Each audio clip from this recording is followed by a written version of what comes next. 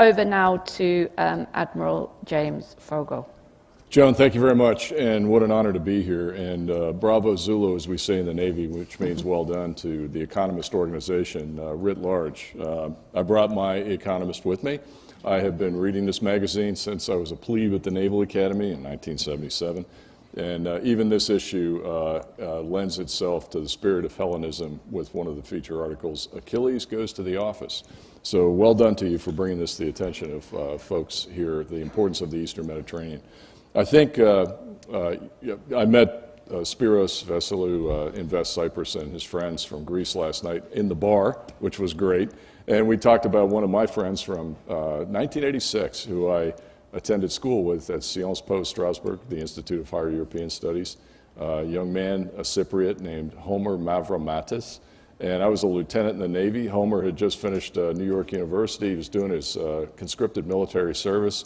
And I don't think at that time in his life or my life we ever expected that Homer would be a three-time ambassador, Serbia, Egypt, and Mexico for Cyprus. He's now the kind of the ambassador at large for Schengen. So if you see him, say hi to him. By the way, Lotte Palace is a beautiful hotel, but we found out last night they don't carry my favorite Cypriot red wine that I had in Limassol when I was there, so we got to fix that.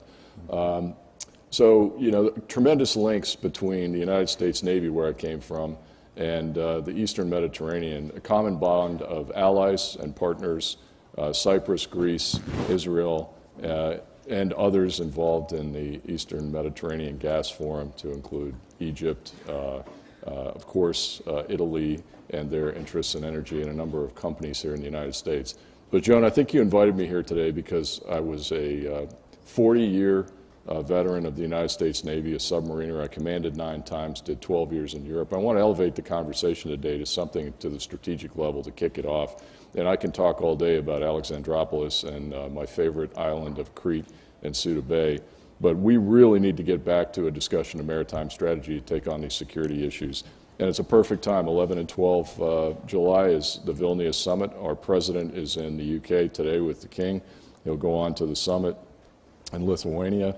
And I wrote a piece just for this event, should be out inside the Beltway here today or tomorrow, calling out the fact that we can't suffer sea blindness in NATO.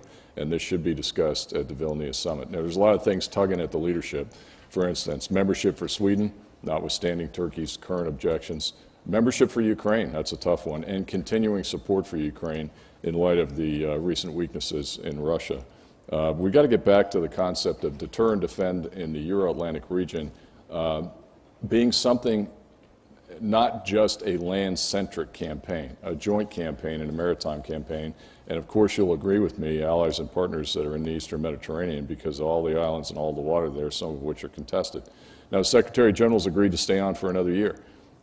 Great guy. He spent a lot of time with me during exercise Trident Juncture in the archipelago of Norway, Sweden, and Finland in 2018, and he understands the value of the maritime. He was Prime Minister of one of the greatest maritime states of NATO, and his father was Foreign Minister at the time NATO was 16.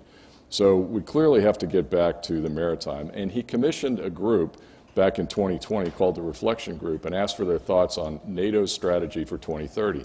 And Thomas de Maizière, who was a defense minister in Germany, and my friend Dr. Wes Mitchell wrote that it's time for us to update the 2011 Alliance Maritime Strategy to reflect a regional approach to the maritime. And that would include not just the North Atlantic, the Arctic, the Baltic, the Black Sea, but also the Eastern Mediterranean region. And what happens in one of those places affects the other places. Now, let me tell you what's happened since 2011. The last time NATO actually articulated a maritime strategy, the war in Libya. I was part of that as the J3. Of course, we have a divided state and almost a civil war now, which has opened up the aperture for migrants to come across the Mediterranean. You saw last month the tragedy that took place. Safety of life at sea is everybody's responsibility. Mariners, both civilian mariners and military mariners. The Russian Federation's support of Assad in Syria. They've renewed their basing agreements as of 2017 and put tons of ships. You heard Senator Menendez talk about 50 Russian ships. I did the strikes on chemical weapon sites in Syria in 2018 from the Mediterranean, from the Eastern Med. And there were more Russian ships out there at that time because, frankly, President Trump broadcast the fact we were going to do it than I've ever seen in my 40-year career. And that is significant. The annexation of Crimea, the invasion of Ukraine, that affects us. Turkey's ask for all non-riparian states to stay out of the Black Sea. Much to my chagrin, the United States Navy does not have one ship in the Black Sea, and we've got to fix that, and that affects the Eastern Mediterranean. The rise of China. Look what happened to the Nord Stream 2 pipeline. Undersea critical infrastructure should bother all of us. 90% of our stuff floats on the ocean, commerce and goods and services, but those cables and those gas pipelines carry 95% of our critical information, military and commercial. And if we can't protect those, we're going to be in big trouble. And since the last maritime strategy, 3 new NATO members: Montenegro, Republic of North Macedonia, and Finland, and soon to be Sweden, and possibly Ukraine. So a heck of a lot of change. It's a perfect time now to have this discussion, whether it's about the maritime domain in the Eastern Med or maritime domain writ large and maritime strategy. We've got to get back to our maritime roots in the spirit of Hellenism. And it's a perfect time to do it when we have a brand new American CNO coming on this fall, a brand new Joint Force Command Norfolk, the new NATO commander in Norfolk, was just in my office the other day at the Center for Maritime Strategy.